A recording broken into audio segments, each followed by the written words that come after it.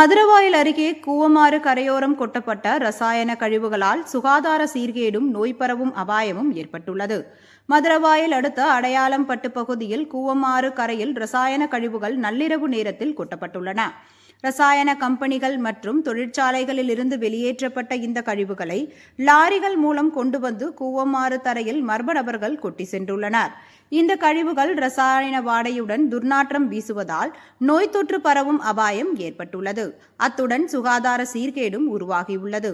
இந்த கழிவுகள் எளிதில் தீப்பற்றக்கூடிய அபாயம் இருப்பதால் அவற்றை உடனடியாக அப்புறப்படுத்த வேண்டும் என்ற கோரிக்கை எழுந்துள்ளது. அதே சமயம் தீப்பிடித்து எரிந்தால் அதிலிருந்து ரசாயன புகை வெளியாகி அப்பகுதி மக்களுக்கு பெரும் சுவாச கோளாறு ஏற்படவும் வாய்ப்பு உள்ளது. சமூக விரோதிகள் லாரிகள் மூலம்தான் இந்த கழிவுகள் கொட்டப்படுவதாக சமூக ஆர்வலர்கள் தரப்பில் தெரிவிக்கப்படுகிறது. அந்த லாரிகளை அவற்றின் பதிவு எண்களை கொண்டு நடவடிக்கை எடுக்க வேண்டும் எனவும் சமூக ஆர்வலர்கள் தரப்பில் வலியுறுத்தப்படுகிறது.